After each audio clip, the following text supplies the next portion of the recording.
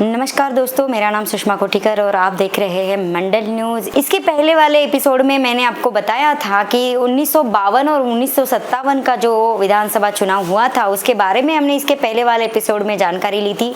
चलिए आगे जाकर देखते हैं कि महाराष्ट्र विधानसभा का क्या सिंहावलोकन है। तो ये वाले एपिसोड में हम देखेंगे 1962 से लेकर 2019 तक विधानसभा महाराष्ट्र। पहले विधानसभा चुनाव में जिले से कांग्रेस व निर्दलीय ने मारी थी बाजी। जिले के 7 विधानसभा सीटों पर सन 1962 में हुआ था पहला विधानसभा चुनाव। 3 सीटों पर कांग्रेस व निर्दलीय प्रत्याशी हुए थे विजयी। एक सीट पर रिपाई को मिली थी सफलता। हर सीट पर 60 से 65 हजार मतदाताओं ने किया था मतदान। 25 से 30 हजार वोट पाकर विजेता हुए थे प्रत्याशी। महज 1000-1500 की थी लीड। जो लीड आज जो लीड के मायने होते हैं उस समय वो लीड के मायने नहीं होते थे। 1000-1500 लीड भी प्रत्याशी के लिए बहुत बड़ा लीड माना जाता था। चलिए देखते आगे। 1 मई 1960 को महाराष्ट्र राज्य का गठन होने के बाद सन 1962 में पहली बार महाराष्ट्र विधानसभा हेतु चुनाव कराए गए, जिसके लिए अमरावती जिले में 7 विधानसभा निर्वाचन क्षेत्रों का परिसीमन किया गया था और इन्हीं 7 विधानसभा सीटों के लिए सन 1962 के चुनाव में पहली बार मतदान कराया गया था। उस चुनाव में 3 सीटों पर कांग्रेस व निर्दलीय प्रत्याशियों ने बाजी मारी थी। वही पहले ही चुनाव में दरियापुर निर्वाचन क्षेत्र से जीत हासिल करते हुए रिपब्लिक पार्टी ऑफ इंडिया यानी रिपाई ने भी अपना खाता खोला था। खास बात यह थी कि उस चुनाव में प्रत्येक विधानसभा क्षेत्र में महज 75 से 85 हजार मतदाता पंजीकृत थे, जिनमें से प्रत्येक विधानसभा क्षेत्र में 55 हजार से 65 हजार मतदाताओं ने अपना मताधिकार का प्रयोग करते हुए मतदान किया था। चूंकि उस जमाने में मतपत्रिकाओं के जरिए मतदान कराया जाता था, ऐसे में गलत तरीके से मतदान करने या मतपत्रिका पर कोई काट छाट करने के चलते कई वोट अवैध भी करार किए जाते थे, जिसकी वजह से मतदान करने वाले मतदाताओं में लगभग 93% मतदाताओं के वोट ही वैध पाए गए थे और 7% वोटों को अवैध करार दे दिया गया था, जिसके चलते सभी विधानसभा क्षेत्रों में 55 से 60 हजार वोट ही वैध पाए गए थे, जिनकी गिनती करने के उपरांत विजेता प्रत्याशियों के नाम की घोषणा की गई थी।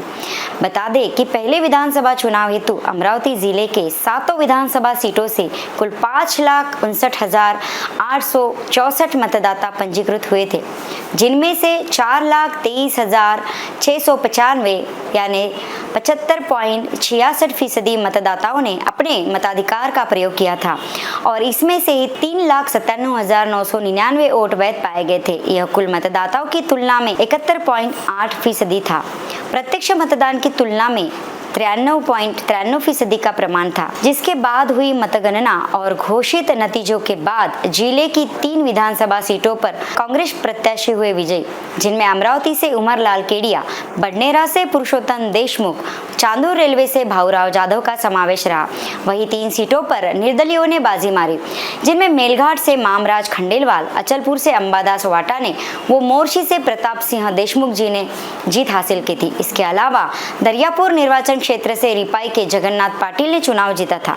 अमरावती से जीते थे कांग्रेस से उमरलाल जी केडिया। वर्ष 1962 में हुए विधानसभा चुनाव को लेकर यदि जिले के 7 निर्वाचन क्षेत्र के चुनाव परिणाम को देखा जाए तो उस चुनाव में अमरावती विधानसभा निर्वाचन क्षेत्र से कांग्रेस के उमरलाल मथुरादास केडिया ने 27,838 यानी 52.81% वोट हासिल करते हुए जीत दर्ज की थी। वही उनके निकटतम प्रतिद्वंदी एवं निर्दलीय प्रत्याशी गोपाल दत्तात्रेय कलोती ने 20,878 यानी 39.16% वोट हासिल किए थे। उस चुनाव में अमरावती निर्वाचन क्षेत्र हेतु 79,098 मतदाता पंजीकृत थे और 55,842 यानी 70.7% मतदाताओं ने अपने मताधिकार का प्रयोग किया था, जिसमें से 53,381 वोट वैध पाए गए थे। बडनेरा से कांग्रेस के पुरुषोत्तम देशमुख ने हासिल की थी जीत। इसी तरह बडनेरा निर्वाचन क्षेत्र में पहले चुनाव हेतु कुल मतदाताओं की संख्या 80,567 थी, जिनमें से 55,645 मतदाताओं ने अपने मताधिकार का प्रयोग किया था और इनमें से ही 51,731 वोट वैध पाए गए थे। उस चुनाव में बडनेरा सीट से कांग्रेस प्रत्याशी पुरुषोत्तम काशीराव देशमुख ने 21,025 यानी 40.64% वोट हासिल करते हुए जीत हासिल की थी। वही उनके निकटतम प्रतिद्वंदी व रिपाई प्रत्याशी सुखदेव राव बालाजी फागोजी तिड़के, इनको 15,941 यानी 30.82% वोट हासिल हुए थे। चलिए जानते हैं दरियापुर में रिपाई के जगन्नाथ पाटिल इनकी जीत कैसे हुई थी। दरियापुर विधानसभा निर्वाचन क्षेत्र से रिपब्लिकन पार्टी ऑफ इंडिया ने पहली ही विधानसभा चुनाव में अपना खाता खोला था। दरियापुर में कुल 71,008 मतदाता पंजीकृत थे और 61,281 मतदाताओं ने अपना मताधिकार का प्रयोग किया था, जिसमें से 58,989 मतदाताओं के वोट वैध पाए गए थे। इनमें से रिपाई के जगन्नाथ पाटिल को 32,181 यानी 54.55% वोट मिले थे। वहीं उनके निकटतम प्रतिद्वंदी व कांग्रेस के प्रत्याशी नारायण देशमुख ने 25,208 यानी 42.73% वोट हासिल किए थे। अब आगे चल के देखते हैं कि मेलघाट की क्या स्थिति थी 1962 में।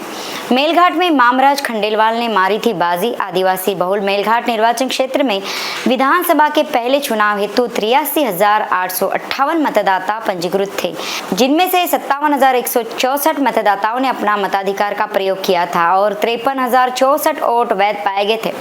मेलघाट में निर्दलीय प्रत्याशी मामराज खंडेलवाल व कांग्रेस प्रत्याशी गिरिजाबाई वाटाने के बीच सीधी टक्कर हुई थी, जिनमें से 29,403 यानी 55.41% वोट हासिल करते हुए निर्दलीय प्रत्याशी मामराज खंडेलवाल जी ने बाजी मारी थी। कांग्रेस प्रत्याशी गिरिजाबाई वाटाने को 23,661 वोट मिले थे। उसी चुनाव में मेलघाट निर्वाचन क्षेत्र से केवल यह 2 प्रत्याशी ही मैदान में थे। मेलघाट के बाद चलिए चलते हैं चांदूर में और चांदूर के उस टाइम क्या हालात थे जानते हैं। चांदूर में कांग्रेस के बाबूराव यादव हुए थे विजयी। चांदूर रेलवे विधानसभा निर्वाचन क्षेत्र में पहला चुनाव हेतु 84,380 मतदाता पंजीकृत हुए थे, जिनमें से 64,122 मतदाताओं ने अपना मताधिकार का प्रयोग किया था तथा 60,688 वोट वैध पाए गए थे। इनमें से कांग्रेस प्रत्याशी पुरुषोत्तम काशीराव देशमुख ने 21,025 वोट हासिल करते हुए जीत हासिल की थी। वही उनके निकटतम प्रतिद्वंदी भाकपा प्रत्याशी वामन राव देशमुख को 19,052 वोट ही हासिल हुए थे।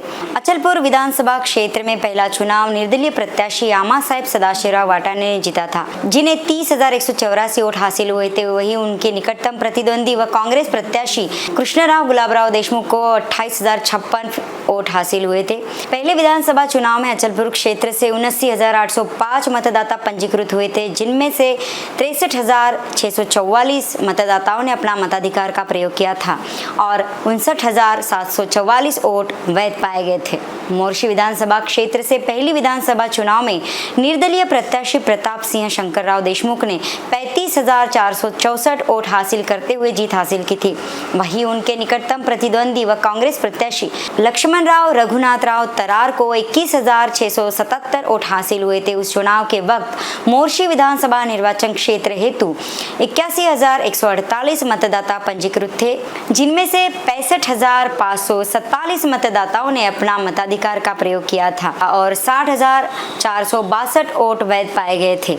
सन 1962 के चुनाव में विजयी प्रत्याशी व उनके हासिल वोट निर्वाचन क्षेत्र विजयी प्रत्याशी और प्राप्त वोट आपको बताने जा रहे हैं। अमरावती उमरलाल मथुरादास केडिया कांग्रेस 27,838, बडनेरा पुरुषोत्तम काशीराव देशमुख कांग्रेस 21,025, दरियापुर जगन्नाथ देवराव पाटिल रिपाई 32,181, मेलघाट मामराज जगन्नाथ खंडेलवाल निर्दलीय 29,403, चांदूर रेलवे भाऊराव गुलाबराव जाधव कांग्रेस 31,025, अचलपुर से अंबादास सदाशिवराव वाटाने निर्दलीय 30,184, मोर्शी प्रताप सिंह शंकरराव देशमुख निर्दलीय 35,464।